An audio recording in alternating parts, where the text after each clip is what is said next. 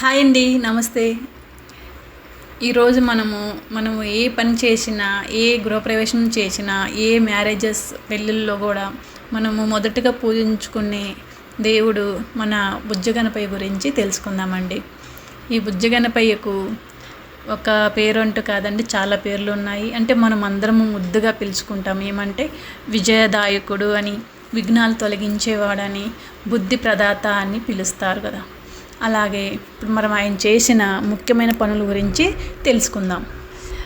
మహర్షి వేదవ్యాసుడు మహాభారతాన్ని రాయడానికి వినాయకుడిని కోరాడు. వినాయకుడు ఒకే వేళలో రచనను ఆపకుండా రాయడమని ఒప్పుకున్నాడు. దీనివలన మహాభారతం లాంటి గొప్ప గ్రంథము ప్రపంచానికి లభించింది. మరి విఘ్నాలు ఎలా తొలగిస్తాడో తెలుసుకుందాం. వినాయకుడిని ప్రార్థన వల్ల పనుల్లోని ఆటంకాలు తొలగిపోతాయి. అందుకే ఏ పనిని ప్రారంభించే ముందు కూడా మనము గణపతిని ఆరాధిస్తాము. మరి బుద్ధి జ్ఞానము మనకి ఎలా కలుగుతాయో ఇప్పుడు తెలుసుకుందాం. విద్యార్థులు బుద్ధి జ్ఞానం కోసం వినాయకుడిని పూజిస్తారు. మరి ఆయన జ్ఞాన ప్రదాతగా భావింపబడతాడు. ఇప్పుడు ప్రపంచ మేధావి తత్వానికి చిహ్నంగా ప్రదక్షిణ కథ అనేది ఒకటి ఉంది. ఆ కథ గురించి తెలుసుకుందాం. ఒకసారి శివుడు మరియు పార్వతీదేవి వినాయకునితో ఇలా చెప్తారు. వినాయకుడు మీ తమ్ముడైన కార్తికేయుడితో ప్రపంచ యాత్ర చేసి రావాలని చెప్తారు. అప్పుడు ఆ పరీక్షలో గణపతి తమ తల్లిదండ్రులైన శివుడు పార్వతి చుట్టూ 3 ప్రదక్షిణలు చేసి మీరే నా ప్రపంచం అన్నాడు. దీనివల్ల గణపతి విజేత అయ్యాడు. ఇది ఆయన బుద్ధిమతిని వినయమని చూపుతుంది. మరియు ఇంకొకటి ఏంటంటే దేవతలు దుర్మార్గుడైన మహిషాసురుణ్ణి జయించడంలో వినాయకుని యొక్క ఆశీస్సులు తీసుకొని విజయవంతమయ్యారు.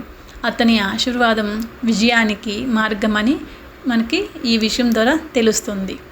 అదే వినాయక చవితి వంటి పండుగల ద్వారా వినాయకుడు భక్తులలో ఆనందం, ఏకతత్వం మరియు స్నేహము పంచుతుంది. ఇప్పుడు మనము వినాయకుడికి పెళ్ళి అయ్యిందా లేదా అనే విషయాలు తెలుసుకుందాం. పురాణాల ప్రకారం వినాయకుడికి వివాహాలు జరిగినట్లు కొన్ని కథలు ఉన్నాయి. ఈ కథలు ప్రాంతానికి, మత సాంప్రదాయానికి బట్టి మారవచ్చు. ముఖ్యంగా వీటిలో 2 కథలు ప్రసిద్ధం. అందులో మొదటిది సిద్ధి, బుద్ధి అనే దేవతలతో వివాహం. బ్రహ్మదేవుడు తన కుమార్తెలైన సిద్ధి మరియు బుద్ధిని వినాయకునికి ఇచ్చినట్లు పురాణ కథనం. ఈ కథ ప్రకారం గణేశుడు మహాశక్తిశాలి, బుద్ధిమంతుడు, విఘ్నాలను తొలగించేవాడు కాబట్టి ఆయనకు సిద్ధి, బుద్ధి అనేవి భార్యలుగా కలిశారు. ఇప్పుడు ఈ వివాహాల ద్వారా ఆయనకు క్షేమ మరియు లాభ అనే కుమారులు పుట్టారు. ఈ కథ అయితే వివాహం జరిగినట్లు ఉన్న కథ ప్రకారం. అలాగే రెండవది వివాహం జరగని కథ. అది ఎలా ఇప్పుడు చూద్దాం. వినాయకుడు పెళ్లి చేసుకోలేదని, అందువల్ల కళ్యాణం జరగదని భయపడే ఇంట్లో మొదట వినాయకుడిని పూజ చేస్తారు. ఒక సందర్భంలో వినాయకుడు తల మగ ఏనుగు తలగా మార్చబడింది కాబట్టి ఇతర దేవతలు ఆయనకు వివాహం జరపాలని అనుకోలేదు అనే కథ కూడా ఉంది రెండోది. అయితే వివాహం జరగకపోయినా ఆయనను కళ్యాణకర్త, మంగళదాయకుడు, వివాహ ప్రదాత అని భావిస్తారు.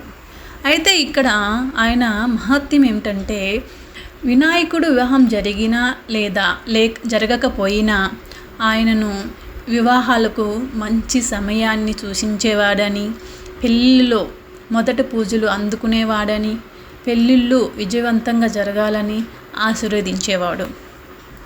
ఇంకొక కథ ప్రకారం ఏముందంటే వినాయకుని పెళ్ళికి చందమామ అడ్డంకి. అది ఎలానో ఇప్పుడు చూద్దాం. వినాయకుడిని పెళ్ళికి తీసుకెళ్లేందుకు పెళ్లి పండుగ ఏర్పాట్లు జరుగుతున్నవి. అదే సమయంలో వినాయకుడు పెద్ద పొట్టతోటి ఏనుగు తలతో ఊరంతా చిందులు వేస్తూ వెళ్తుండగా చంద్రుడు నవ్వాడు. వినాయకుడుకు చిరెత్తుపోయి చంద్రుడిని శపించాడు. నన్ను నవ్విన నీ రూపాన్ని ప్రజలు చెడుగా చూచెదరు, నిన్ను చూసిన వారికి అపశకనం కలుగుతుంది అని అంటాడు. దాంతో చంద్రుడు భయపడిపోయి క్షమాపణలు చెప్పాడు. గణేశుడు తర్వాత కొంత సమయానికి కొంత శాంతించి వినాయక చవితి రోజున నన్ను చూసి నువ్వు నవ్వినట్లయితే ఆ రోజు చంద్రుడిని దర్శనం చేయవద్దు అని చెప్తాడు. ఈ కథ వల్లనే వినాయక చవితి రోజున చంద్రుడిని దర్శించకూడదు అన్న ఆచారం ఏర్పడింది. ఇంకొక 5వ కథ ఏంటంటే శివుడు పార్వతీదేవి నిర్వహించిన స్వయంవరం. వినాయకుడి పెళ్ళికి సిద్ధపడే సమయంలో శివుడు మరియు పార్వతీదేవి స్వయంవరం ఏర్పాటు చేస్తారు. అనేక దేవతలు వివాహ సంబంధానికి వచ్చారు. చివరికి బ్రహ్మదేవుడే తన కుమార్తెలైన సిద్ధి బుద్ధులను ఇచ్చి వినాయకునికి కళ్యాణం జరిపించారు. ఇంకో 6వ కథ ప్రకారము వినాయకుడు అంటే వివాహదాత, అంటే పరమార్థంగా చూడగలిగితే వినాయకుడు ప్రతి శుభకార్యంలో ముందు పూజ పొందేవాడు. వివాహ సంబంధాలకు బంధించడానికి అనుకూలమైన తిథులు ముహూర్తాలను వినాయక చవితి, సంకటహర చతుర్థి వంటి రోజుల్లో ఆరాధించి నిర్ణయిస్తారు. అందువల్ల వివాహ ప్రదాతగా, కళ్యాణకర్తగా ఆయనను గౌరవిస్తారు. వినాయకుని వివాహాలు తాత్విక అర్థం తెలుసుకుందాం. వాస్తవంగా ఈ కథలన్నీ ఒక్కొక్క తాత్విక భావనను సూచిస్తాయి. సిద్ధి అంటే విజయానికి మార్గం, బుద్ధి అంటే బుద్ధిమత్తి, మంచి ఆలోచన. ఈ రెండింటిని కలిగి ఉన్నవాడే కార్యసిద్ధి పొందుతాడు అని అర్థం. అది వినాయకుడిని రూపం. ఇదండి వినాయకుడిని చేసిన విజయాలు, ఆయన వివాహం జరిగిందా లేదని కంప్లీట్ డీటెయిల్స్ మనం ఈ వీడియోలో తెలుసుకున్నాం. ఓకే అండి, ఈ వీడియో నచ్చినట్లయితే సబ్స్క్రైబ్ చేసుకోండి. ఏమన్నా మిస్టేక్స్ ఉంటే కామెంట్ చేయండి ప్లీజ్.